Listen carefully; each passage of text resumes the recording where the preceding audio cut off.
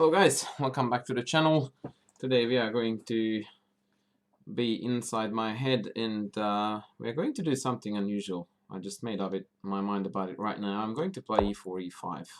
I don't think I've ever done that on the channel before, but why not? Let's try something different, and that's exactly what my opponent is thinking too by playing g3, which is a very odd choice at this particular moment, because now after knight f3, knight c3 best, we would transpose into some sort of four knight opening. Grandmaster Igor Glek was the one who popularized this move in the 90s a fair bit, but yeah, now we are almost inevitably transposing or going to transpose into some sort of Pirc defense.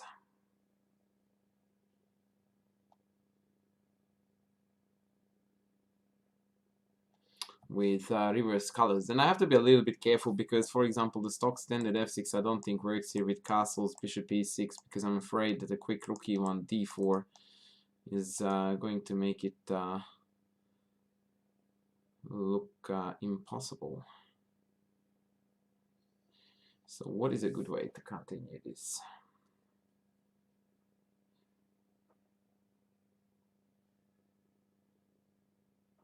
Yeah, I want to be a little bit center oriented, so I'm going to try to cover up e5 and d4, and so I'm going to fianchetto my bishop, and we'll go from there.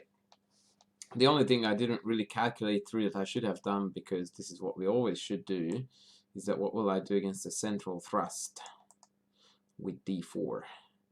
I'm thinking perhaps e4 is playable, followed by f5 if he goes to knight somewhere.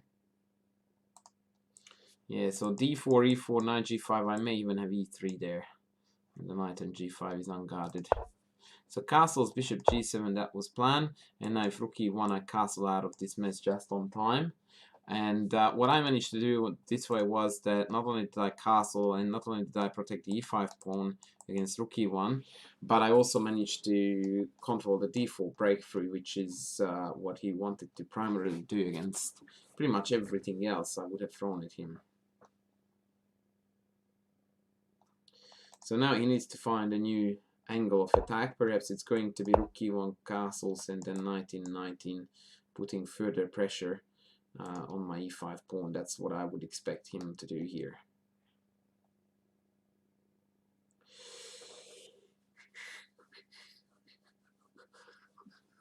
And yeah, I will have to think about where to put this guy. It's a little bit tricky because it stands best on e6, but it falls for knight g5. If I put it on g4, then h3, and I have to find again a new location for that bishop. So yeah, it's a little bit tricky. Often black, or in this structure, whichever color you have it with, yeah, you play h6 in order to play bishop e6 next. But what I really don't like about that is that in the meantime he gets his knight here, then I will also have to play f6. So I would much rather make a compromise and play f6 and then bishop here, bishop back, and then maybe f5 later on. But as soon as I do play f6, I have to reckon with the fact that my bishop is not controlling the center anymore as effectively as before, and consequently d4 becomes a new possibility.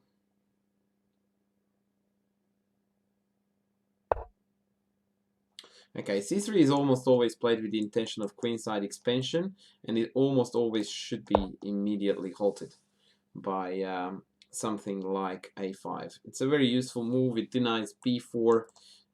If he plays a3, I can blockade it with a4 myself. It's just generally a good move to have.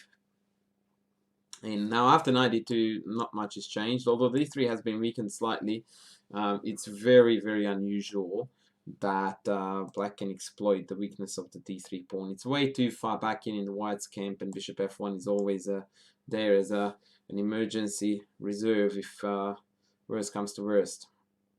So I still am thinking that knight d2 was the way to go. This looks really bad because it allows a isolated pawn, or rather it allows me to create an isolated pawn in my opponent's camp, which is actually already sufficiently blockaded by the knight, so I don't have to worry about it. Even taking the first step, which is always to blockade it, I can actually start thinking about building an attack against said pawn. C6 comes very naturally to me here. And bishop f5 is the other one. I think it was a good idea for him to take with the knight, by the way, because otherwise I would have had access to that very annoying pin out there. Bishop f5 is a bit of a temptation, though. So if knight c3, knight b4, bishop takes b7, rook b8, bishop e4. Maybe not quite perfect.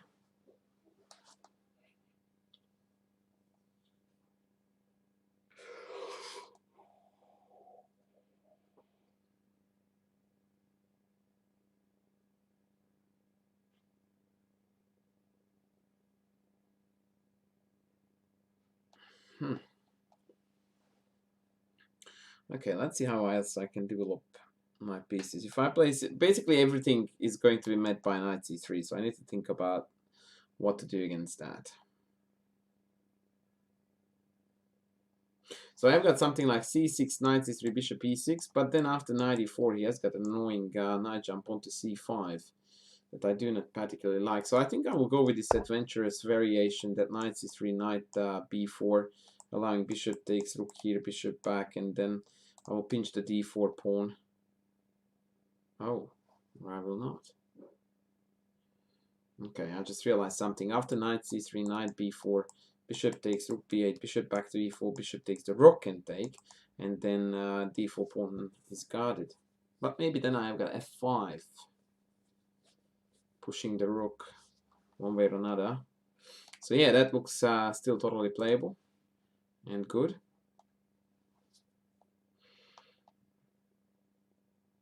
And in general, I do want to play knight b4 myself, so I think best he can do is definitely knight c3. He needs to catch up in development because currently it's looking very grim.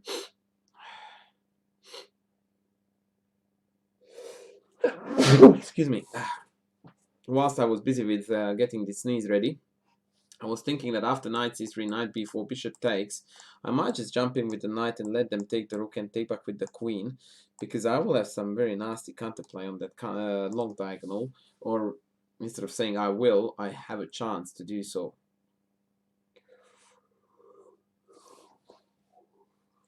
Excuse me again. It's been a long day. Okay, a3 is an absolute shocker of a move, because yeah, he's not really addressing the main issues. Although that being said, it did defend against knight b4, and I still find it not that easy to build up the attack. And if I play c6, knight c3 is coming again. Maybe it's not as big of a shocker as I thought it was, but I definitely feel the itch now to bruise the guy.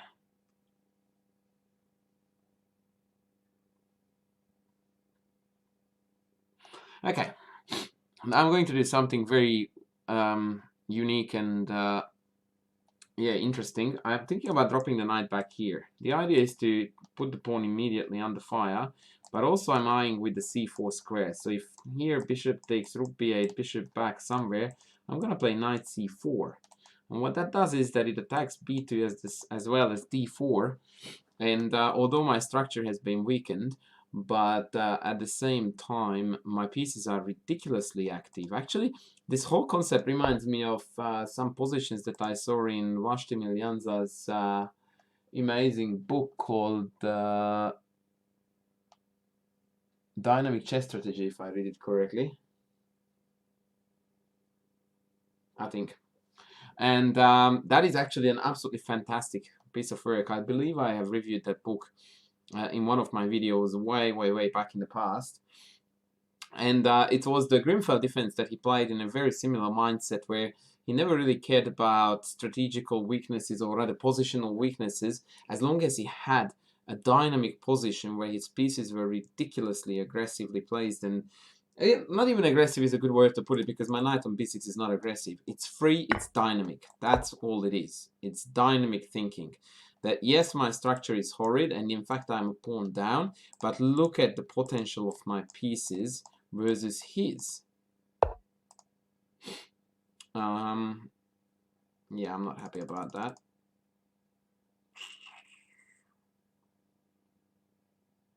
Okay, so I will take it. And I think I will play f5. Yeah, I shall. Kicking the rook out. So now d4 is going to hang if it goes back. If it goes sideways, yeah, we'll have to be very, very careful with that rook. It's looking very dodgy. Plus, I can also play c5 and the pawn is tied down to d4 because of the pin on the d file. So yeah, what I was saying was that building on dynamically positioned pieces is always a good idea because they can do a lot for you. And this is becoming more and more apparent that something has gone amiss here for white.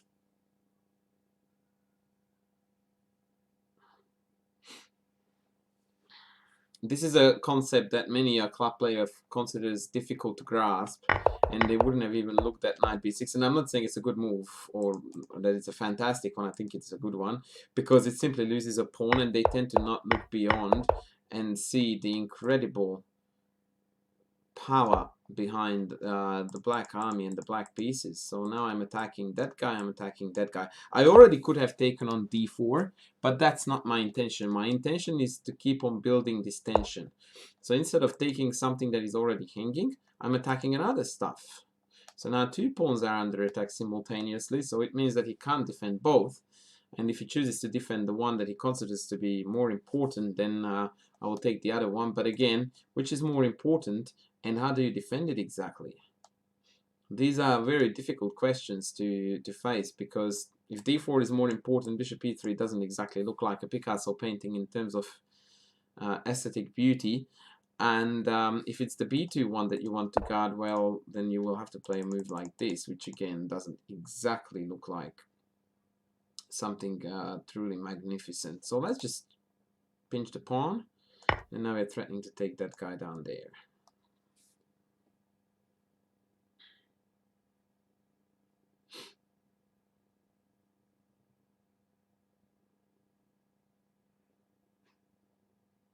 I don't know if he's going to play now knight c3 or rook d1. Against rook d1, okay, so rook d1 I could go here, but I'm looking at some tactics as well.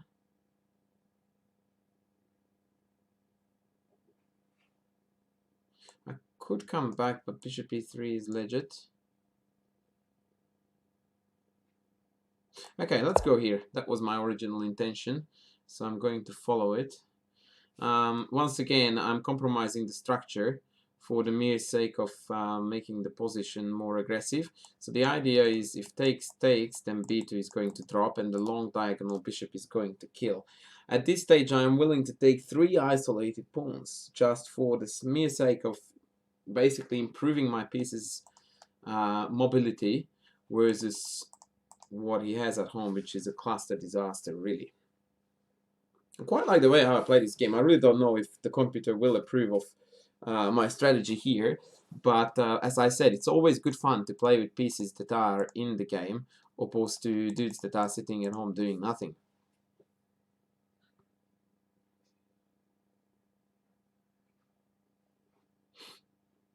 So yeah, I expect trade. I don't really think he can do much else. Yep, and now he has got a major drama here. And if I'm correct, then after knight c3, knight b2, bishop b2, rook b2, knight e4, rook b2, rook e2, knight is hanging, and the rook is hanging at home. But maybe he has got rook e1 there. I didn't calculate deep. Oh no, then I can take the rook, the knight. Cool, let's go. So the idea is that knight e4 loses to rook e2. Hanging both the rook on a1 and the knight on e4. And if rook e1, then rook takes. That was my plan.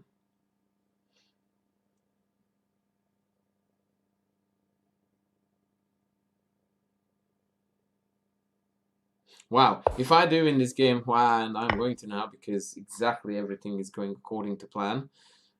Instead of playing a rematch, I'm going to actually analyze it with the machine because I'm really, really curious if I did in fact play a quite good game, or it was just me bragging about my amazing skills and actually not playing too well. So let's see. Oh, I need to turn this beauty on. So d5 takes bishop g2. Bishop c5 is the computer's preference. I'm totally cool with that. In fact, I think I would be willing to agree there. c3, a5.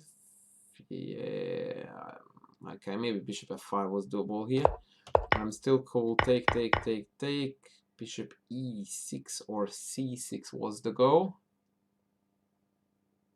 So it seems that the computer didn't mind the variation that I did mind, which was knight c3, c6, and then knight a4 or knight e4, jumping onto c5. I went bishop f5, and yes, I knew that that was a mistake. So knight c3 would have been the right way to go.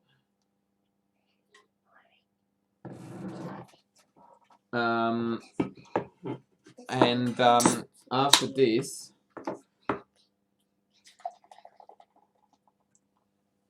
I would have played, my intention was to come here, and I don't know how good it is. So bishop takes, and I had two plans. One of them is rook b8, and after bishop e4, I was thinking takes. He says rook takes, I wanted to play f5, rook back, and queen takes d4. Similar to the game, but perhaps I do not have as much of an initiative here as I would have had in the game, and indeed the assessment is close to dead even. The computer reckons that my secondary plan with knight c2, letting the a8 rook go, would have been better. So if takes, then queen takes, and all of a sudden it's a disaster fest. Because, yeah, the two rooks are very awkwardly hanging, and in fact I'm going to win a whole rook instead of just an exchange. Wow! So that was then a correct plan too. Now after a3, computer prefers c6. Still transposing into the previous line. Wow. I really don't like the look of that. So let's see what it says about what I have done. Still black is better, but suggests not to take the pawn, but instead go knight c3, which makes sense to me. Although it does leave d4 on prey, but at least it starts getting up with the pieces. Takes, and according to the computer, I should have played his c5, which was one of the moves that I mentioned. I went f5 first, and going home was a mistake. Right, so rook e2 would have been better, so occasionally would have been able to slide across on the second, cover b2. Yeah, rook e1 doesn't appeal to me too much. And queen d4 here, yeah, granted, is very good. I did miss knight d2 here. Okay, so it turns out that I wasn't actually playing this game as accurately as I would have liked to, but I think everything I have played made a lot of sense. And here I am actually playing accurately, so that's good to see. Everything is according to plan. I didn't reckon with rook a2, but that is such an ugly move that, yeah, no wonder I didn't look at it. Both rook d8 and rook b3 look very, very yummy against it. And after knight c3, it basically all came down to a very awkward blunder. Now the knight is hanging and the pawn is hanging, so he thought he had to take. But now after rook e2, the double attack on these two dudes are absolutely deadly. And after that, he resigned. Well, I mean, if I played every single game of in my life with this many inaccuracies, I think I wouldn't be very disappointed. I think it was an interesting game to demonstrate some strategies about how to play, not necessarily against an isolated pawn, because I didn't exploit that in a textbook fashion, but much more so, I tried to build on my development advantage and the dynamic feature of my pieces in a structure that coincidentally happened to be an isolated pawn one. And I think that I did a semi-decent job in exploiting that. I believe that this position is probably the testament to the strategy that I played for, where every single piece of mine is actually developed, including the rook on f8, because it pressures down here with this one piece. And that explains why this game only went on for another 5 moves, despite of the fact that currently we are materially even. So that was it for today, guys. I hope you enjoyed it, and I will be back with more soon. Thanks for watching. Bye.